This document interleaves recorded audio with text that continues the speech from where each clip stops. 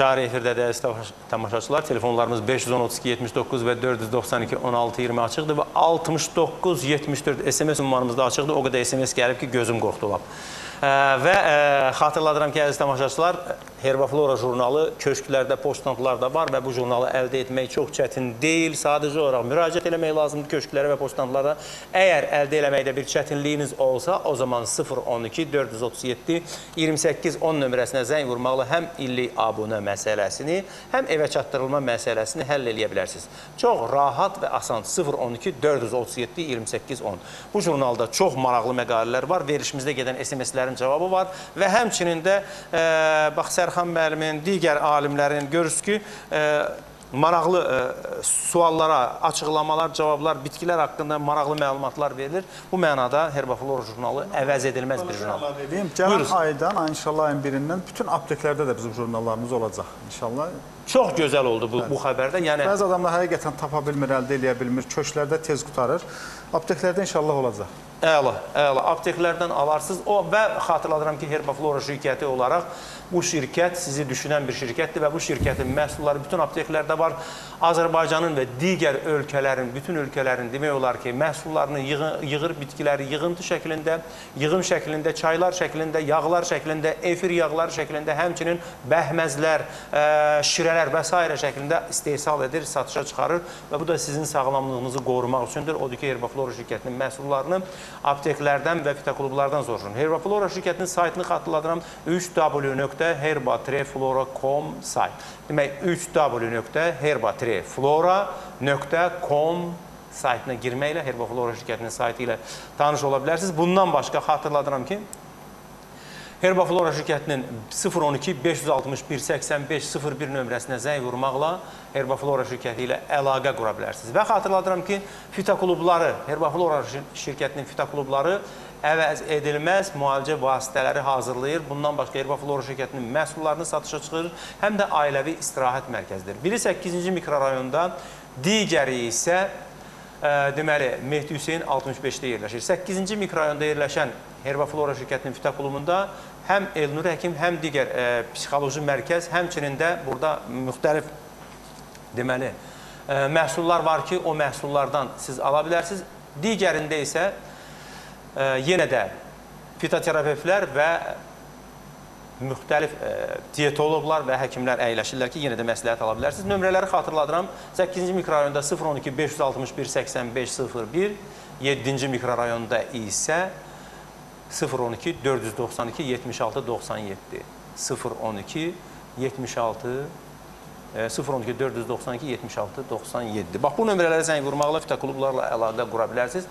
Bizim nömrələrimiz 510-32-79 və 492-16-20 açıqdır. Yəni, bu da bizim nömrələrimizdir. Xatırladıram, yaddan çıxartmayın. Zənglərimiz hal-hazırda var. Amma bizim SMS-lərimiz daha çox olduğu üçün biz ödə cavab vermədik. Bəli, elə istəyirəm ki, ödə cavab verəsiniz. Ondan sonra... Sərxan müəllim, sizin sözünüz varsa... Yox, mənim o birinci sualla bağlı. O dedi ki, bel ağrıları, məsələ, əlaqədar sual vermişdi. Deməli, Füzuli müəllim bəzi mühüm vasitələri haqqında məlumat verdi. Mən də bəzi məlumatları vermək istəyirəm. Belə bel ağrılarının əmələ gəlməsində səbəb ola bilsin ki, bəlkə orada duz yığılması və podaqratik əlamətləri nəticəsi ola bilər.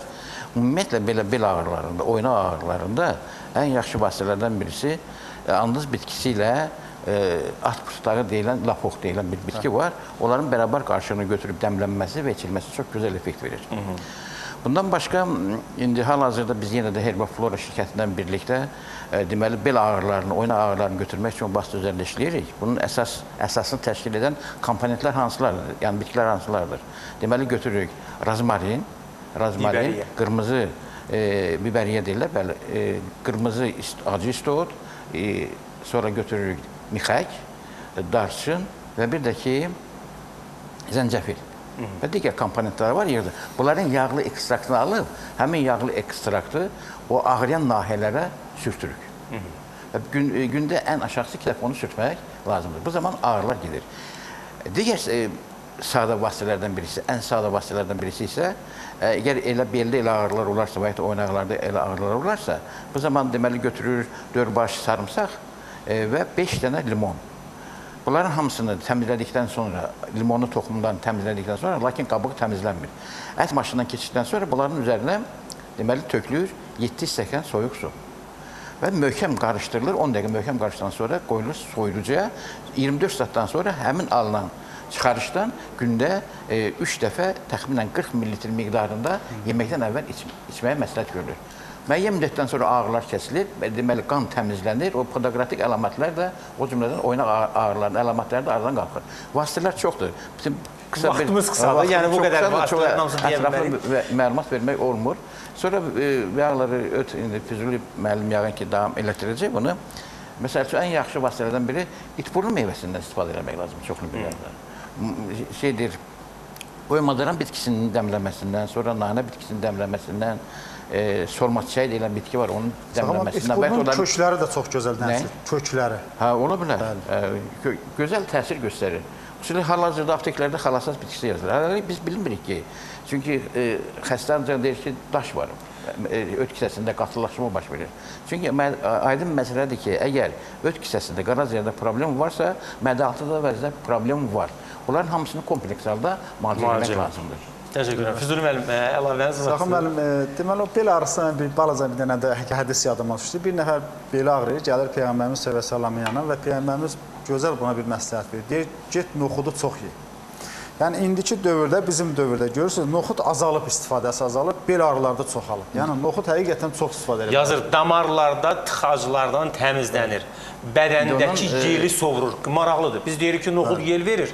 Amma orada yazıb ki, bədəndəki yeli sovurur. İndi onun səbəbini mən deyim də. Onun səbəbi odur ki, deməli, noxudun tərkibində elə maddələr var ki, onlar orqanizmdə silik turşunun əmələ gəlməsinin qarşısını alır. Bu nəticədə podaqratik duzlar belə ağrılar olur. Ona görə də bozbaş, bu bozu. Ona görə də bozbaş noxudsuz olmurdu. Yəni ən ağır yeməklər. Bunların hamısının noxud elə qaynayıb yesinlər. Məsələn, bel ağrıları olanlar qaynatsınlar. Öt kisəsindən bağlı, xəstəliklə bağlı, məsələn, alaqanqalın preparatları. Amma Herbaflora şirkətində onun həm otu buraxılır, həm də ki, digər preparatları buraxılır. Alım onlardan səmərəli şəkildə istifadə etmək lazımdır. Təşəkkür edirəm, Sərxan müəllim. O ödlə bağlı əgər əlavəniz varsa, çünki burada ona profilaktik bir şeydir. Deməli, öd yollarını aşmaq üçün uzun müddətli, 2-3 ay müddətinə solma çiçəyi, adi solma çiçəyinin çiçəklərinin dəmləməsindən istifadə edin. Məsələn, solma çiçəyi ilə bizim teaxolin çayımız var. Bu ikisini qarışığını da istifadə edə bilərsiniz. Məsələn, bir həftə birini istifadə edin, bir həftə birini. Bundan başqa öd yollarını aşmaq üçün yeməkdən qabaq daxilə utindi kapsulu da istifadə edə bilərsiniz. Yəni utindi kapsulu çox güclü qızıqlandırıcı olduğundan və öd qovucu olduğundan öd yollarındakı iltihaba çox gözəl təsir edir. Buna istifadə edə bilərsiniz. Yeməyinizdə sarımsaqdan çox istifadə edin. Yemək zamanı sarımsaqdan istifadə edin. Məsələn, səhərlər durdunuz, gördünüz ağzınızda acılıq varsa, sol tərəfinizdə uzanın, sağ qabırğa üstü nahiyə bir qrelka qoyun və üstünü yavaş-yavaş masaj edin. Həmin masaj zamanı görəsiniz ki, öz ağzınızda elə anında acılıq keçdi. Yəni, bundan da məsələn istifadə edin. Bundan sonra öd yollarını və qaraciyərin problemləri varsa, deməli, 1 kilo bal götürün, 1 kilo bal götürün, 5-6 ədəd limon götürün, 5-6 ədəd diş yox, ədəd də sarımsaq. Bunları bir-birinə qarışdırın, bir həftə müddətinə soyuq vəziyyətdə saxlayın, otaqların birində saxlayın. Bir həftədən sonra səhər gün orta axşam yeməkdən qabaq bir çay qaşığı bundan daxilə qəbul edin. İnşallah görəsiniz. Təşəkkür edirəm, çox sağ olun. Bizim SMS-lərimiz çoxdur, mən istəyirdim zəngləri qəbul edeyim, amma vaxtımız çox az qalıb. Yazır ki, məsələn, Dəvətkanı Talış zonasında bitir. Çox sağ olun, Fərzad yazır. Cənubi Azərbaycan Astara'dan yazır. Açığın deyim ki, nəinki Astara'da, Azərbaycanın hər yerində dəvətkanı bitir və bu bitkiyə küçələrdə, yollarda, hətta bunu alaq otu kimi tez-tez təmizləyirlər, amma bunun çox böyük əhəmiyyəti var. Həddindən çox əhəmiyyəti var.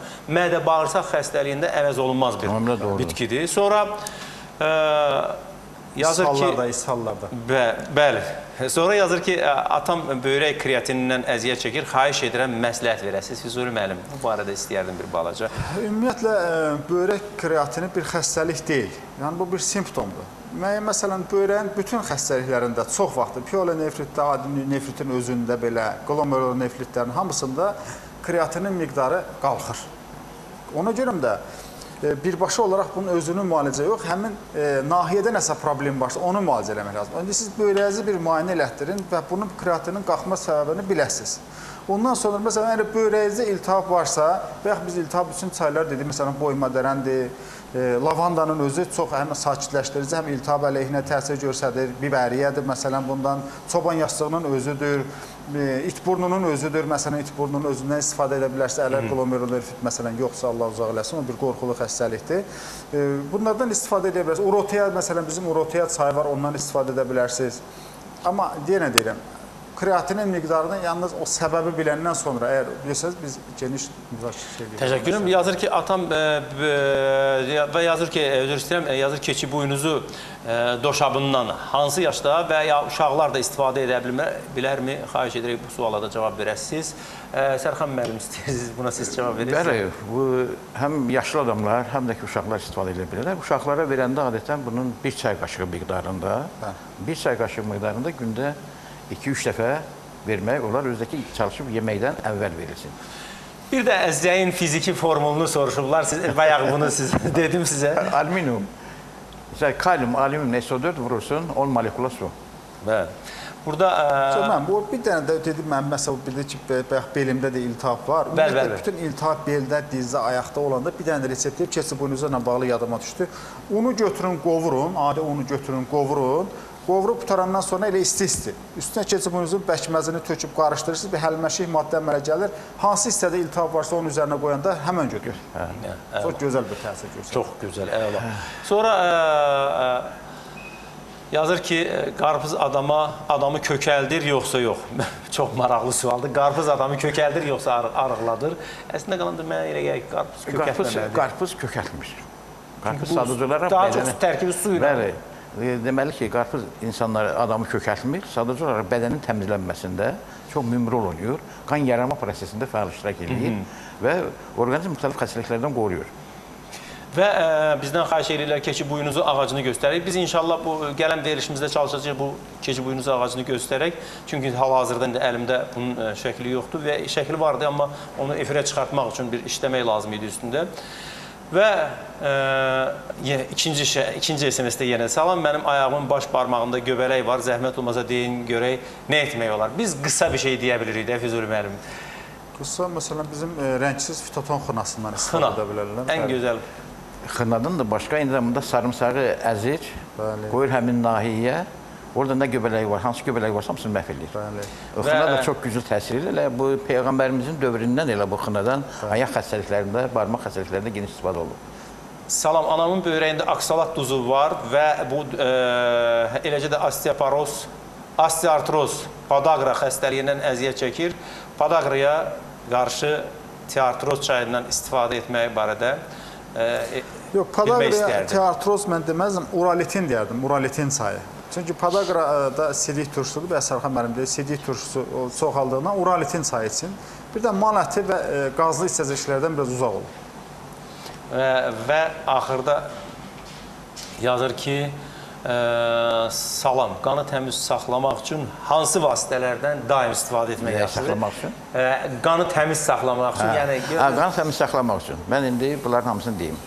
Deməli, qanı təmiz saxlamaq üçün mən ancaq dərmanları, bir sıra bitkinin adını, bir də ki, bəzi meyvələrdən çəkmək istəyirəm. Qanı təmiz saxlamaq üçün birinci növbədə zəncəfili çay içmək lazımdır, çoxlu miqdarda. Sonra qanı təmiz saxlamaq üçün, qanı durlaşdırmaq üçün, deməli, greypfrut meyvəsindən çox yemək lazımdır. Ananas bitkisindən çox yemək lazımdır. Deməli ki, qanı təmiz saxlamaq üçün bu vasitələrdən digər vasitələr də var. Ancaq mən bir dənə də qanı təmiz saxlamaq üçün bir vasitənin adını çəkim. Deməli ki, götürür bir baş sarımsaq, onun üzərinə tökür bir stəkan günəbaxan yağı, onu bir neçə gün dəmlədikdən sonra onu süzür, süzəndən sonra götürür ondan bir çay qaşığı ondan, bir çay qaşığı limon şərə qatışdırır və onu yeməkdən qabaqsın. Əgər istəyir ki, qan təmiz qalsın, arteriyalar təmiz qalsın, mən elə gəlir ki, o arteriyalardan nəzərdə tutur, arteriya təmiz qalsın, bundan istifadə etmək lazımdır. Qısa müddət ərzində bir neçə saniyəmiz var, buyurun. 3-4 aydan bir həcəmət olunmaq. Həcəmət, mütləq, gözəl bir şeydir. Qanı təmiz saxlamaq üçün həcəmətdən gözəl bir şeydir. Aydın məsələdir ki, bu həcəməti bunlar eləməyəcəklərən yaxşı, greypfrut dolu deyil. Və, əziz tamaşaçılar, təəssüf edirəm. Zəncəfili çay için. Təəssüf edirəm, vaxtımız burada sona çatdı. Biz hər birinizə təşəkkür edirəm. Sağ olun, sağlıqla qalın, əziz tamaşaçılar və çarəsiz də qalmayın. Sabah görüşmək ümidi ilə. Verilişin baş sponsoru Herbal Flora. Diqqət, diqqət! Alıcıların rəğbətini qazanmış Ekspres kredit sistemi bütün təklif və iradları nəzərə alaraq elan edir. Məişət texnikasının bolluğu ilə əlaqədar onların kredit qiymətinin tam aşağı həddə çatmasına imkan yaradıldı və texnikanın növündən asılı olmayaraq hər birinin üstündə dəyərli hədiyyələr veriləcək. Məsələn, soyuducunun aylıq ödənişi cəmi 24 manata endirildi və əlavə olaraq toz soran, ət çəkən, şirə çəkən və ütü kimi hədiyyələrdən biri dərhal alıcıya təqdim olunacaq. Beləliklə, paltar yuyan cəmi 21 manat, televizor 20 manat, kondisioner cəmi 25 manat. Ayda cəmi 23 manata notebook alanlar isə mouse, çanta, qulaqcıq, dinamiklər, flash kart, bluetooth və